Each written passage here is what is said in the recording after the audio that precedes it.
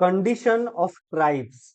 तो अब हम देखते हैं कि ब्रिटिश शासन के दौरान भारत में जो ट्राइब्स थे यानी कि जो ट्राइबल्स जनजातियां थी उनकी परिस्थिति किस तरह की हुआ करती थी। Due to the commercial exploitation policy of the British, peasants and tribal people revolted in many regions. Why did these revolts take place? Let us study about condition of these tribes. तो Britishers की जो commercial exploitation policies थी यानी कि अंग्रेज अपने व्यापार में फायदे के लिए भारत के लोगों का शोषण करते थे, जिसकी वजह से पीजेंट्स यानी कि जो किसान थे और उसके अलावा जो ट्राइबल्स थे यानी कि जो आदिवासी थे उनके द्वारा कई सारे विद्रोह किए जाते हैं, जिनके बारे में हम यहाँ पर पढ़ेंगे। तो सबसे पहले तो हमारे लिए क्वेश्चन ये है कि ये इतने सारे रिवोल्ट्स क्यों हुए थे, जहां पर हम जानेंगे कि ये इतने सारे रिवोल्ट्स किसानों के द्वारा और जो आदिवासी जनजातियां थी उनके द्वारा क्यों किए गए थे। तो इसके लिए सबसे पहले हम जानेंगे कि उस समय पर आदिवासियों की परिस्थिति किस तरह की हुआ करती थी। In the 19th century there were different groups of tribes in India. तो 19वीं शताब्दी के दौरान उस समय पर भारत में कई सारी आदिवासी जनजातियां हुआ करती थी। उस समय पर भारत में ट्राइब्स यानी कि आदिवासियों के कई सारे अलग अलग ग्रुप्स हुआ करते थे, जो कि भारत के कई सारे अलग अलग हिस्सों में रहा करते थे।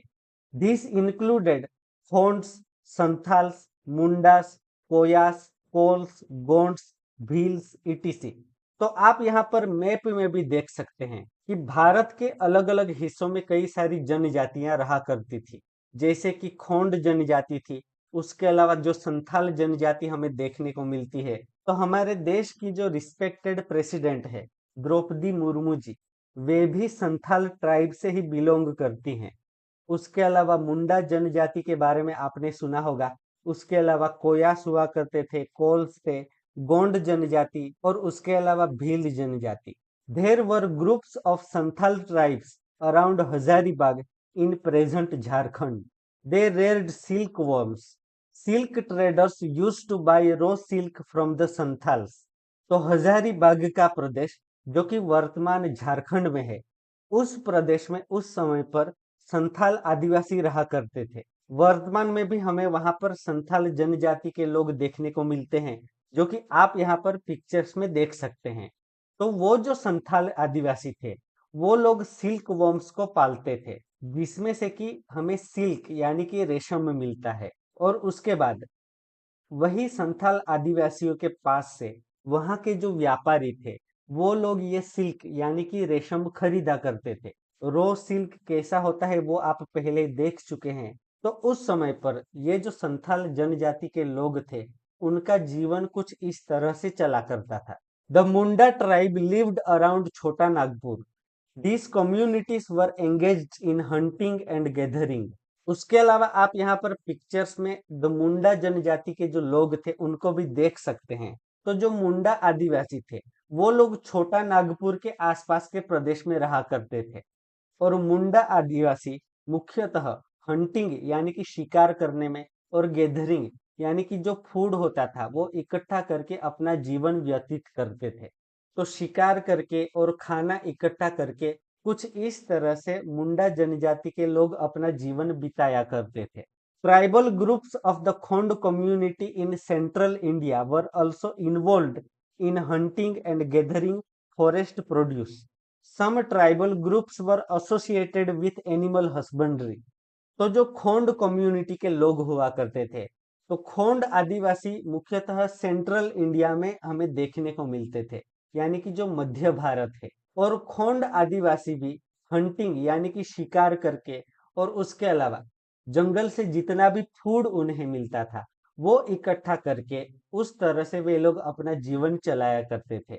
और उसके अलावा और भी जो कई सारे आदिवासी समूह हुआ करते थे वे लोग एनिमल हस्बेंड्री यानी कि पशुपालन भी किया करते थे।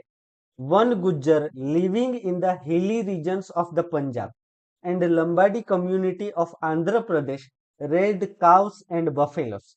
गद्दीस of Kullu and Bakarwal community of Kashmir reared sheep and goats. तो पंजाब के आसपास के जो पहाड़ी प्रदेशों में वन गुज्जर आदिवासी समूह रहा करता था, और उसके अलावा आंध्र प्रदेश में जो लंबाड़ी समूह हुआ करता था, वो लोग गाय और भैंसों को पाला करते थे। उसके अलावा हिमाचल प्रदेश में जो कुल्लू मनाली की जगह आपने सुनी होगी, तो कुल्लू के आसपास के प्रदेश में जो वहां पर आदिवासी रहा करते थे।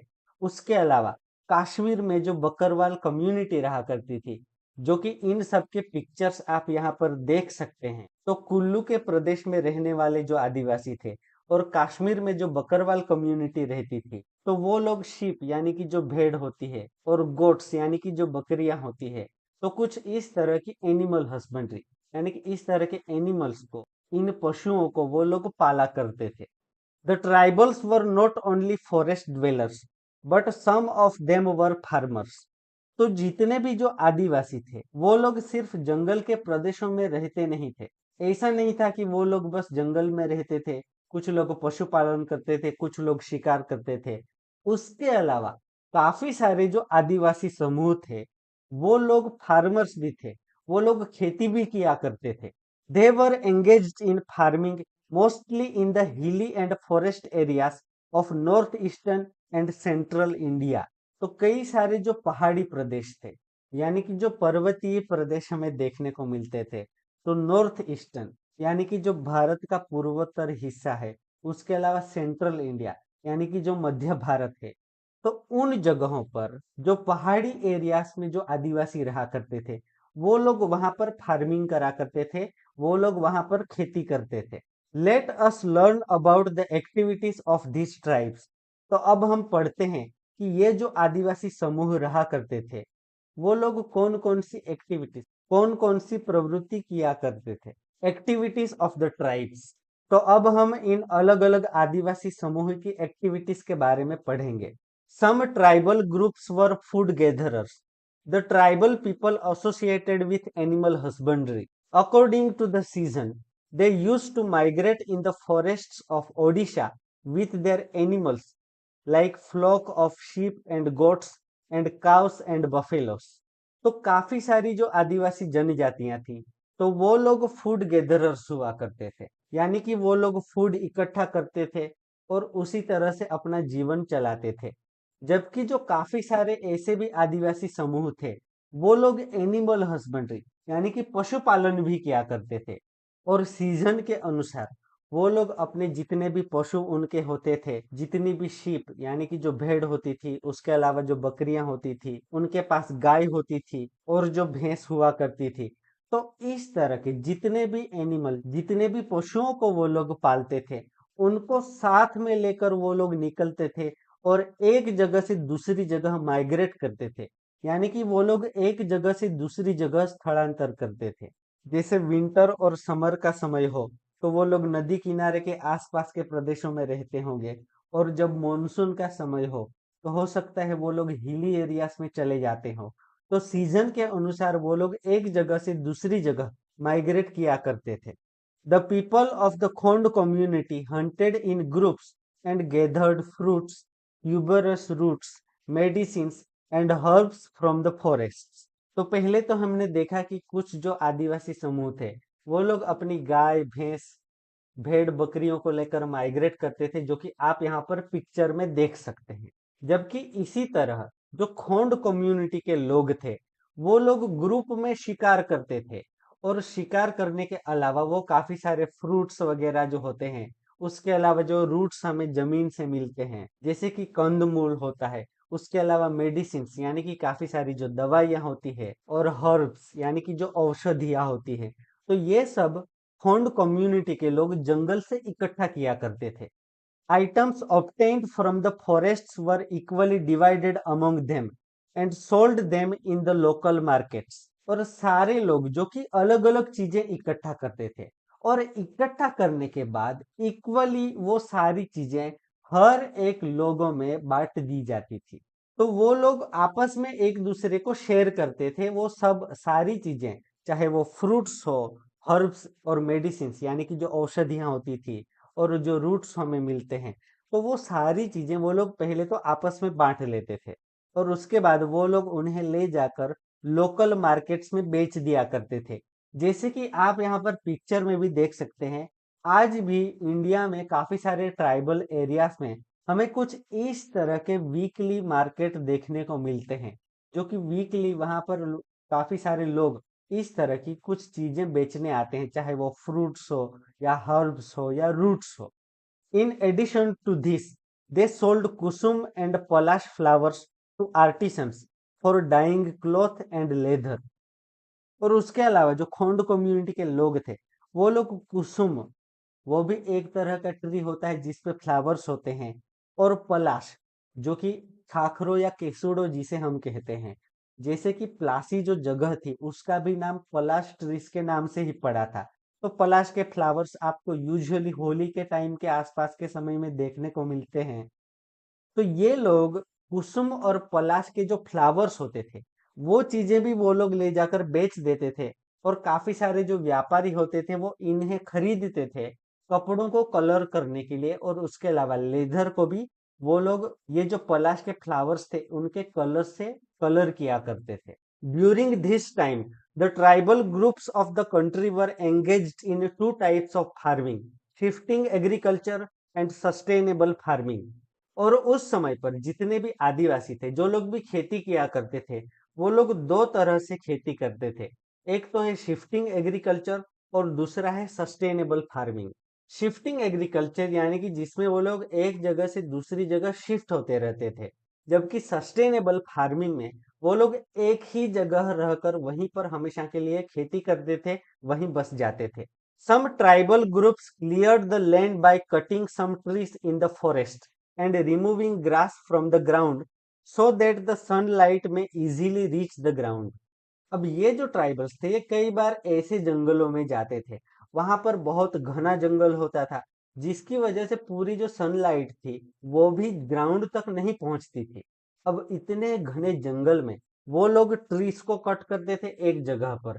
जैसा कि आप यहाँ पर पिक्चर भी देख सकते हैं, कुछ इस तरह आपको ये समझने के लिए हेल्प हो, कुछ इस तरह से शिफ्टिंग कल्टीवेशन की शुरुआत की जाती थी।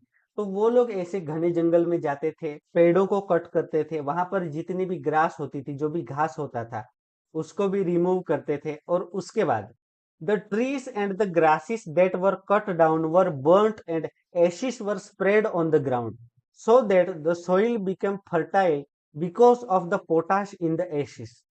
अब ये जो सारे ट्रीज कट करते थे, जो ग्रास वो लोग रिमूव करते थे, उसको वो लोग इकट्ठा करते थे वहीं पर जमीन पर, और उसके बाद उसको वो लोग बर्न करते थे, उसको वो लोग जला देते थे, जैसा कि आप यहाँ पर पिक्चर में भी देख सकते हैं। और जब वहां पर जो सूखे हुए पेड़ होते हैं या जो घास होती है, उसको जला देने के बाद जो राख होती थी वो जो जमीन पे फैल जाती थी। तो उस राख की मदद से, क्योंकि ऐश यानी कि जो राख होती है उसमें पोटाश होता है, जिससे कि जो सोइल होती है, जो जमीन होती है, वो और ज्यादा फर्टाइल होती है, जिससे कि वहां पर जो भी फसल उगाई जाएगी वो और ज्यादा अच्छी होगी। इस तरह से पहले तो पेड़ों को कट किया, वहां पर बिछा दिया, उसके बाद वो जला दिया। जो राख होती थी वो जमीन में मिक्स होती थी, जिसकी वजह से जमीन और ज्यादा फर्टाइल होती थी, और उसके बाद वो लोग वहां पर खेती करते थे।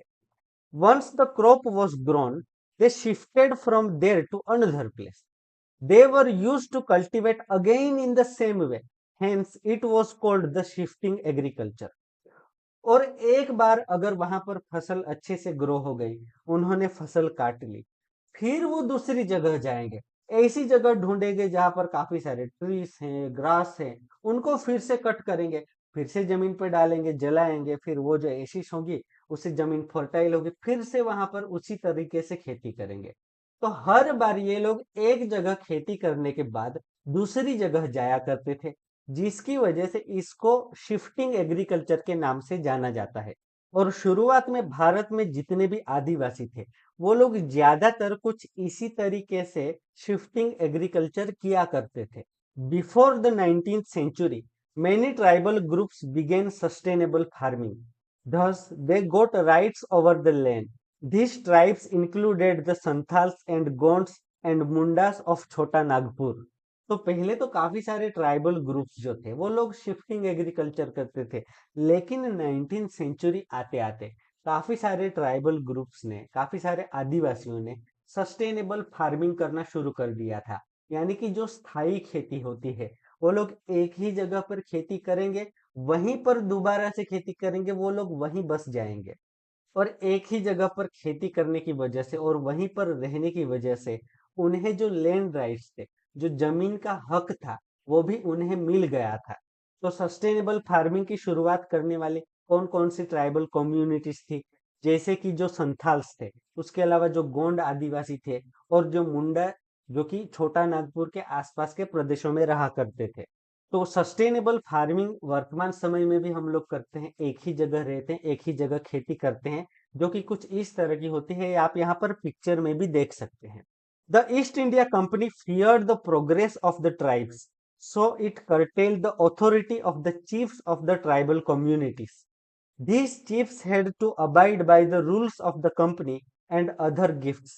Thus their freedom was taken away. The British wanted the tribes to reside at one place and till the land, and thus become a source of income for the company. So they made new laws for the tribal communities. It was collectively opposed by the tribal communities. अब उस समय पर भारत में जितने भी आदिवासी थे, वो लोग अच्छी तरह से फार्मिंग करते थे, कुछ लोग हंटिंग करते थे, कुछ लोग सिल्क वॉर्म्स को ग्रो करते थे।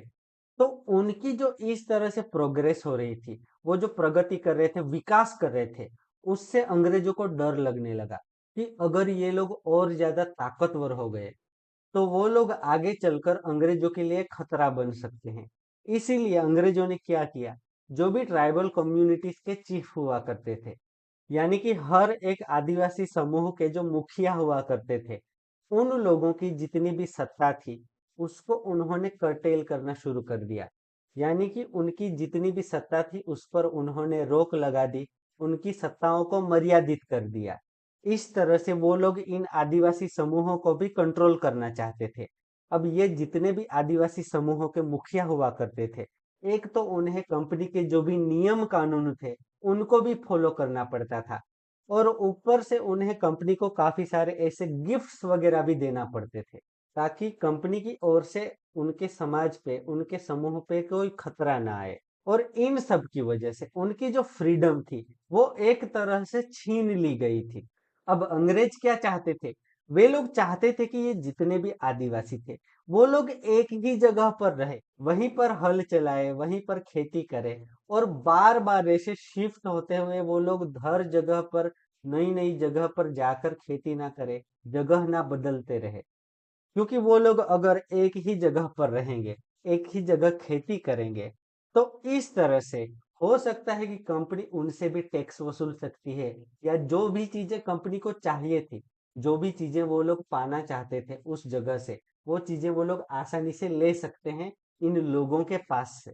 और इसके लिए उन्होंने ट्राइबल कम्युनिटीज के लिए नए नियम कानून बनाए थे, और इन सारे नियम कानूनों का सारे जो आदिवासी समूह थे, जितने भी ट्राइबल कम्युनिटीज के थे, उन सब लोगों ने साथ मिलकर इसका विरोध किया था।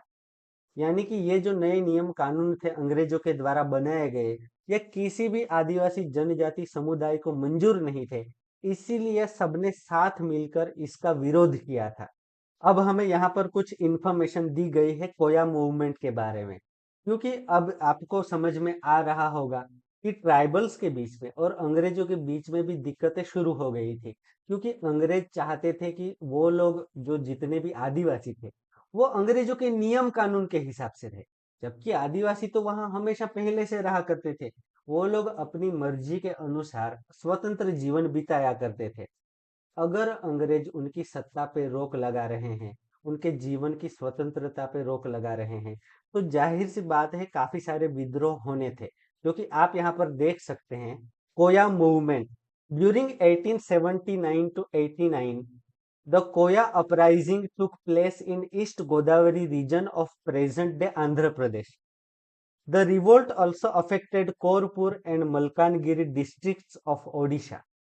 तो जैसा कि आप यहाँ पर मैप में देख सकते हैं कि जो आंध्र प्रदेश का कुछ प्रदेश है, उसके अलावा ऊपर में आप देखोगे तो ओडिशा का जो कुछ प्रदेश है, जहां पर कोया पॉपुलेशन उस समय पर रहा करती थी। वर्तमान में जहां पर हम तेलंगाना स्टेट देखते हैं, तो वहां पर कोया ट्राइबल्स के द्वारा एक विद्रोह शुरू किया गया था और उसकी शुरुआत गोदावरी नदी के आसपास के प्रदेश में हुई थी और उसका असर इतना ज्यादा था कि जो कि कोरपुर और मलकानगिरी डिस्ट्रिक्ट्स जो कि ओडिशा में है, वहां पर भी उसका असर हमें देखने को मिला था। The leader of the Koya tribe was Kondadora. This revolt was a movement of the traditional rights of the Adivasis over the forest. Like the Birsa Munda, the Koyas hailed Kondadora as the king of the Malkangiri. The movement was shattered because of his death during a clash with people. और ये सारा जो आदिवासी विद्रोह था ये किस वजह से शुरू हुआ था? क्योंकि अंग्रेज जो थे वो जंगल पे अपना कब्जा जमाना चाहते थे। अब आदिवासियों का निवास स्थान आप देखो तो ज्यादातर जंगल के आसपास के प्रदेशों में वो लोग रहते हैं। उनका जीवन काफी जुड़ा हुआ है। जंगल से काफी सारी फ्रूट्स औषधियां वो लोग लेकर आते हैं और उसके अलावा जो पशुपालन करते हैं तो उसके लिए भी वो लोग जंगल पे निर्भर करते हैं। अब क्योंकि अंग्रेज जंगल पे कब्जा जमाना चाहते थे, आदिवासी उसका विरोध कर रहे थे, जिसकी वजह से यहाँ पर काफी बड़ा एक विद्रोह हमें देखने को मिलता है, जिसे कि हम कोया विद्रोह के नाम से जानते हैं, जो कि कोया मूवमेंट था। और जो कोया आदिवासी थे उनके लीडर हुआ करते थे कुंडा डोरा, जिनका पिक्चर आप यहाँ पर देख सकते हैं। तो उन्होंने वहां के आदिवासियों को लीड किया था और इस तरह से कोंडा डोरा की लीडरशिप में जो कोया आदिवासी थे उन्होंने अंग्रेजों के खिलाफ बहुत जंग लड़ी थी। और जैसा कि बाद में हम बिरसा मुंडा के बारे में भी पढ़ने वाले हैं, तो जैसे बिरसा मुंडा को एक महान लीडर की तरह देखा जाता है, उसी तरह जो कोया आदिवासी थे उनके लिए कोंडा डोरा जो थे वो मलकानगिरी के राजा के समान थे। वो लोग उन्हें मलकानगिरी का राजा कहा करते थे। तो इस तरह से कोंडा डोरा ने एक बहुत बड़ा मूवमेंट चलाया था, लेकिन एक समय पर आकर क्योंकि उनकी डेथ हो जाती है और उसी के साथ यह जो कोया मूवमेंट था ये भी धीरे धीरे इसका अंत हो जाता है। तो आदिवासियों का जो परंपरागत तरीके से जंगलों पे उनका जो अधिकार है, जो हक है, उसके लिए महान लड़ाइयां लड़ने वालों में से एक हुआ करते थे, जो महान आदिवासी नेता हुआ करते थे, कोंडा डोरा। उसके अलावा हमें यहाँ पर कुछ और आदिवासी रिवोल्ट्स के बारे में भी इंफॉर्मेशन दी गई है कि उस समय पर किन किन जगहों पर हमें आदिवासी विद्रोह देखने को मिले थे अंग्रेज सरकार के खिलाफ में। तो सबसे पहले है 1831 टू 32 में तो कोल आदिवासी रिवोल्ट, जो कि आप यहाँ पर पिक्चर उसका भी देख सकते हैं कि कोल आदिवासियों ने भी अंग्रेजों के खिलाफ एक बहुत बड़ी जंग लड़ी थी। उसके अलावा 1855 में द संथाल रिवोल्ट, जो कि आप इमेज में देख सकते हैं कि संथाल आदिवासियों के द्वारा 1855 में अंग्रेजों के खिलाफ एक बहुत बड़ा विद्रोह लड़ा गया था। 1910 a revolt broke out in बासिर Chhattisgarh.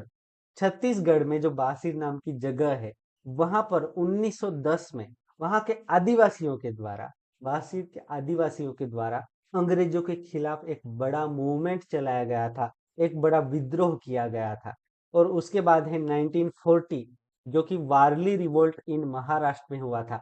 आप यहाँ पर वारली मूवमेंट के समय का पिक्चर्स देख सकते हैं कि 1940 में जब वारली आदिवासी समाज के द्वारा महाराष्ट्र के प्रदेश में अंग्रेजों के खिलाफ एक बहुत बड़ा विद्रोह लड़ा गया था, एक बहुत बड़ी मूवमेंट चलाई गई थी।